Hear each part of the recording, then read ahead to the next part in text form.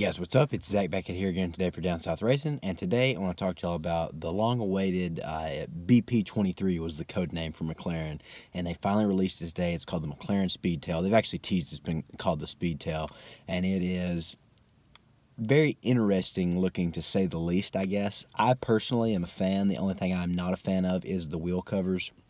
I can see a lot of 720S in it, in the design. You know, I post some pictures in here right now so you can get a look at it, sorry, but it's got 1,050 horsepower with about 1,036 bhp in terms of American. It does 0 to 60 in 2.8 seconds, something like that. It does 0 to 186, which is 300 kilometers per hour, in 12.8 seconds, under 13 seconds. That's just insane. It's like, what, it's going on 3, almost 4 seconds faster than a P1. So that's just incredible. We obviously know how fast a P1 is. It's got a top speed of 250 miles per hour. It's the fastest McLaren ever built. But I'm going to get into with you all the history of McLaren and where this is taking their brand today. So as you all know, McLaren is most widely known, at least to the general public, for its F1 supercar, which was released back in the early 90s, mid-90s, and it's famous because it is still actually the fastest naturally aspirated car ever. It has a top speed of 241 miles per hour with the red line removed. They did that, I forget the top speed with the red line, but they did that test a little bit later on in the McLaren F1's life.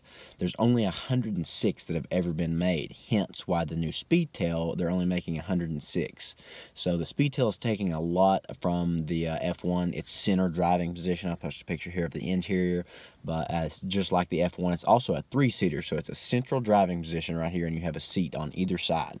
And so obviously that is very different than any other car out today. Now, there are single-seaters, such as like the BAC Mono and stuff like that, but no other car has a central driving position with 2 passenger seats other than the McLaren F1, and so that's extremely cool in my opinion. They're calling the Speedtail a Hyper GT. It's like very luxurious. You know, you can take it on long road trips. You know, most people will not because of its exclusivity and price tag and stuff like that, but it's obviously going to be very comfortable, you know, very extremely fast. It has a hybrid electric powertrain, so, you know, it's a hybrid electric with gas and V8 engine of some sort. I assume it will be the same 4-liter. They haven't released too many details. It's going to weigh just over 1,400 kilograms. It's got active aerodynamics and stuff like that.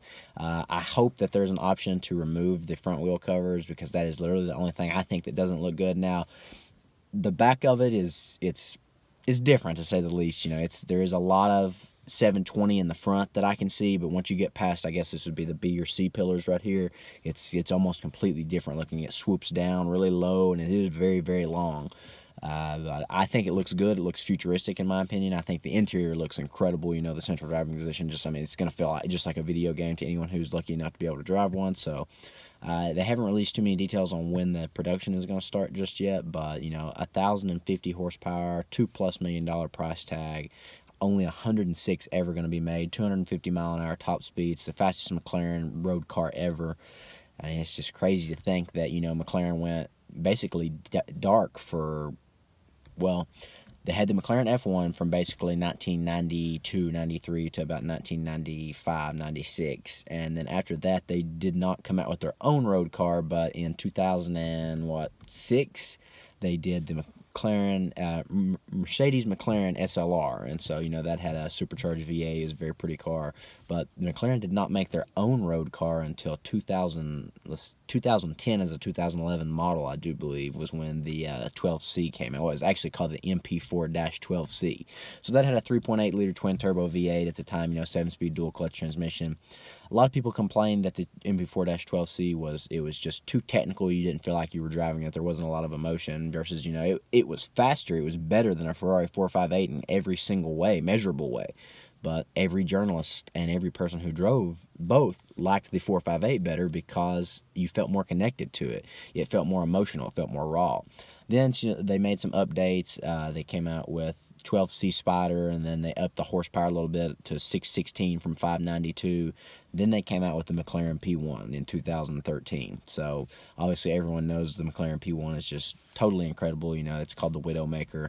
Has 903 brake horsepower from a 3.8-liter twin-turbo V8 producing 727 horsepower, and then an electric motor supplementing the rest. 176 horsepower, I think, is what that made. And so a total of 903 horsepower. Active aerodynamics, had a race mode. It slammed down onto the ground, you know, over an inch. The wing came up over a foot. I mean, it was just wild to look at. It looked like a spaceship. And then they made some updates to the 12C platform and introduced the 650S, which was just basically a thorough... They went through the 12C and improved just about everything. They improved the looks, they improved the motor, the transmission. You know, the horsepower was up to 641 bhp, 650 PS. And then they really hit us when they came out with the 675 LT. This is when people started really recognizing McLaren. You know, obviously the P1, but it was very exclusive and stuff. And then they came out with the 675 LT and 675 LT Spider. That 675 horsepower, a devilish 666 bhp. But at that point, people really started to recognize that McLaren was going to be a big player in the supercar game, because that car was just incredible. You know, it fixed all of I'm not going to say all, but most of the problems that the 12C originally had. You know, it's still the same platform. And then they came out with the 570, which is their sports series car. It's their lower level car. And now they have come out with the 720S, which is just, I mean, destroying the world, basically. I mean, they claim it has 710 brake horsepower. It dynos almost 700 to the wheels. It's got 800 horsepower. It's got super crazy aerodynamics. I mean, check out Street Speed, Salamandra, and all those drag times. He's got one, too. Just, you know, I mean, they run 9s from the factory. And now they've come out with the Senna, which is a 720S on steroids and then some. It uses the same mono cage as the 720S, just updated a little bit. I think they're on mono cage 3 now.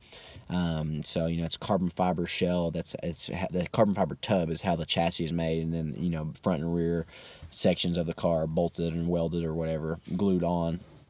And so now the Senna is just, I mean, it's a track car. It's very ugly, don't get me wrong. It's very ugly, but it makes 800 PS, 789 horsepower. It's the same 4-liter V8 that's in, twin-turbo V8 that's in the 720S, but it has, let's see, 79 more horsepower. But realistically, I mean, it's making even more than that, because we know the 720S makes almost 800 horsepower at the flywheel. So you imagine the Senna is probably making 850 at least. And that car has, you know, like, 1,300 pounds, or no, it's 800 kilograms of downforce. So that's over 1,600 pounds of downforce. So that's crazy.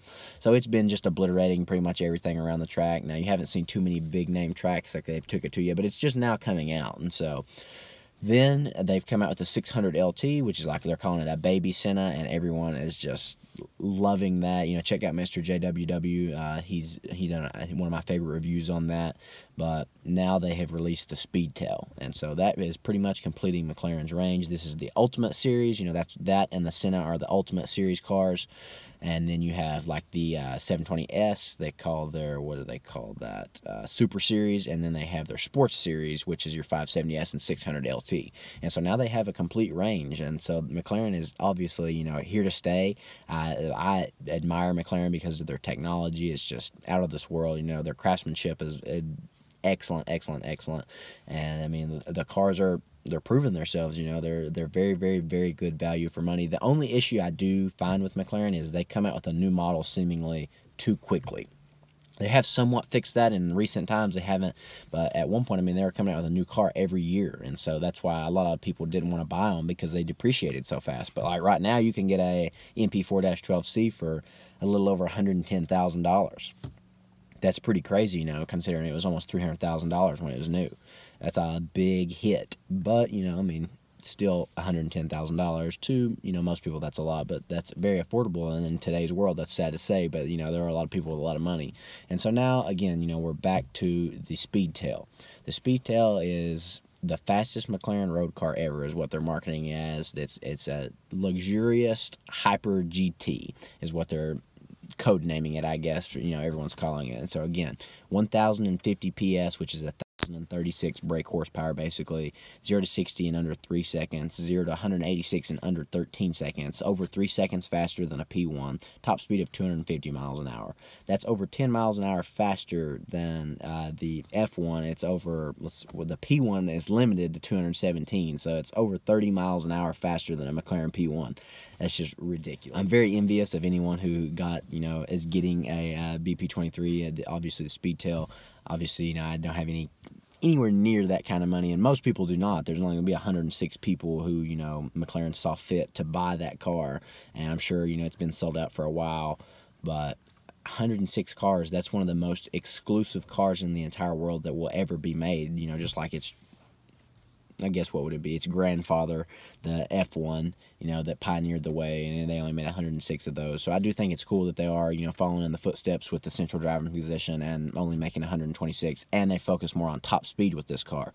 McLaren's, as of late, modern McLarens have been more about track times rather than top speed, which was what the F1 was all about. And the F1 is still, again, the fastest naturally aspirated road car ever with its 6-liter BMW V12, and so it goes over 240 miles an hour.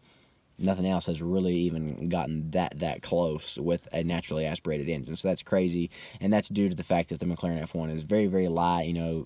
Safety standards weren't as crazy back then. It's a very small car. It's under 3,000 pounds, and so obviously that's why, and is still an incredible feat that they accomplished way back then. And 250 miles an hour for the Speedtail is still blisteringly fast. People kind of, I guess, play that off nowadays because there are so many cars that can achieve similar speeds. There's probably, under 10 or 15 cars that can actually, from the factory, hit 250 miles per hour. But, it's still 250 miles an hour in a car is just incredible to just imagine. Koenigsegg obviously is the front runner with the speed right now of 277 point whatever miles an hour in their Agera RS. Bugatti, Chiron, it's limited to 261. I don't know if they'll beat Koenigsegg's record, but it'll definitely be close, stuff like that. And there's plenty of Hennessy, their Venom F5, they're shooting for 300 miles an hour. That's just insane to think about. But guys, I just want to know your thoughts also on the Speedtail. What do you think of it? Are you happy they designed it the way they did, or is it still controversial to you, or are you just kind of, neither here nor there about it, but you're glad that they made it because of the technology that it's going to be able to present and the fact that it's going to move McLaren even farther forward? Because the good thing about the hypercars from companies is that technology trickles down into their lower level cars eventually. And so people who might not have the $2 million or the allocation to buy the Speedtail, they will benefit in coming years because McLaren's lower level road cars will benefit from that hybrid technology, the engine, what they learn from the aerodynamics and stuff like that. And so it'll be applied to those in the future. But until then, guys, we'll have to wait. But please subscribe, guys, if you haven't already. I hope you enjoyed this video. I hope you found it informative. Let me know, again, what you think down below in the comment section. Drop this video a like because it helps us out a lot. But I hope everybody's having a great day, guys. And like I said, I hope you enjoyed this video. Until the next one, peace out.